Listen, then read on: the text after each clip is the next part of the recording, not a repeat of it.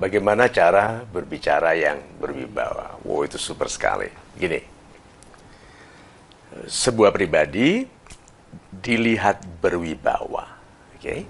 Kalau dia mengendalikan dirinya yang membuat orang lain merasa bahwa jiwa yang di dalam diri ini damai. Orang berwibawa itu damai, oke?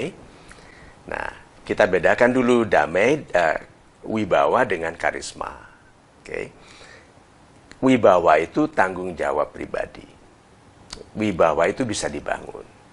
Karisma tidak. Karisma itu pemberian dari Tuhan. Nah, orang-orang yang berwibawa lebih mudah dihadiahi karisma oleh Tuhan daripada orang-orang yang petakilan, yang berantakan hidupnya, berantakan sikapnya, bahasanya rendah sekali, sulit diberikan karisma. Nah, jadi tanggung jawab kita sebagai pribadi adalah membangun wibawa. Nah, wibawa dulu.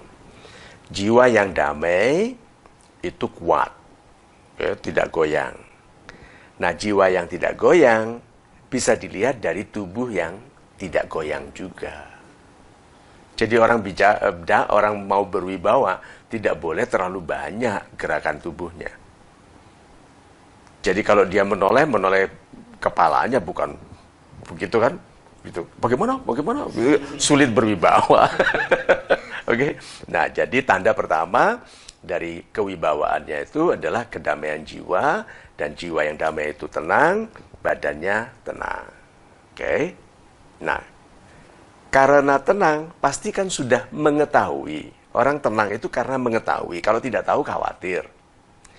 Nah, jiwa yang tenang, yang mengetahui apapun yang diketahuinya itu menjadi terukur. Jadi dia menolehnya plek, nggak kelewatan. Plek. Suaranya, kekuatannya pas, nggak terlalu keras, nggak kurang, nggak lemah. Terukur. Orang berwibawa, langkahnya measured. Terukur panjangnya. Tuh, 57 cm, 57 cm, 57 cm, begitu. Bisa dibayangkan nggak orang berjalan 30, 40, 50, 60, 70, 150. Nah, berarti orang-orang berwibawa measured, terukur. Oke? Terus, orang-orang berwibawa tidak tergesa-gesa. Orang membantah dia, oke? Dia tahu cara mematahkan bantahannya ini. Tidak tergesa-gesa. Orang yang tidak berwibawa, orang yang membantahnya belum selesai sudah dipotong. Orang berwibawa senyum, diizinkan selesai. Udah selesai, betul. Ada lagi pertimbangannya, ada, langsung dibantai. Dan dibantainya anggun sekali. Dengan ringan, dengan ahli, dibabat. Sudah? Setelah itu apa? Tidak menikmati kemenangan. Malah dia bilang, sebetulnya kita sependapat tadi. Hanya mungkin saya belum jelas dalam bicara saya, dan mungkin saya tidak memasukkan pertimbangan dari pendapat Anda yang super sekali itu tadi. Bayangkan itu. Orang yang dikalahkan merasa dimenangkan. Tuh, berwibawa. Ya, satu lagi ya Pak. Suaranya dalam. Bagaimana mungkin gitu. Ya kan? Bagaimana mungkin saya berwibawa kalau suara saya tinggi, melengking, khawatiran begitu. Jadi laki-laki harus belajar bicara yang dalam. Caranya besarkan dada. Seperti loudspeaker yang besar kan ulem dalam. Nah, sama. Dada ini adalah ruang resonansi, ruang bergetarnya suara kita. Nah, kalau kita nanti berlatih betul ya, berbicara dengan nada yang dalam, waktu kita duduk bersandar, itu terasa bangku ini memukul kembali ke kita. Kalau kita sudah bicara yang dalam. Nah, suara yang dalam ini, lihat ya, kenapa kok dalam berwibawa? Kembali ke jiwa. Berarti itu suara yang berasal dari jiwa yang damai. Nah, dalam itu seperti dalam bahasa itu huruf O, A, itu lebih kuat, lebih berwibawa daripada I, E, U. Oke, nah, orang yang suaranya dalam itu kesannya seperti suara O, suara A. Dibandingkan orang yang suaranya tinggi, melengking seperti I, sulit berwibawa. Itu bahasa itu ada rasanya. Nah, pilihan kata juga penting. Kalau diperhatikan pilihan kata saya banyak sekali yang suaranya suara wibawa. O, A. Ya. Palu, Godam. Tuh? Coba, kalau kita buat pabrik palu, mereknya Godam. Bayangkan itu daripada pabrik palu Ninil.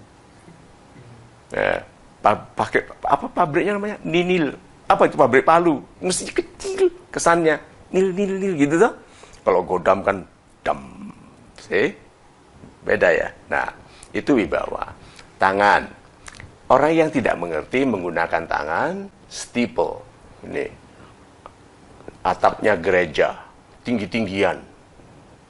Nih, gunung. Ini. Jadi dia mau menunjukkan bahwa dia lebih tinggi dari orang lain dengan cara begini. Apalagi kalau nih mata ujung dari tangannya ke matanya orang. Ini seperti mengancam. Itu atau aku lebih tahu. Itu ada ini kecenderungan itu. Nah, hati-hati.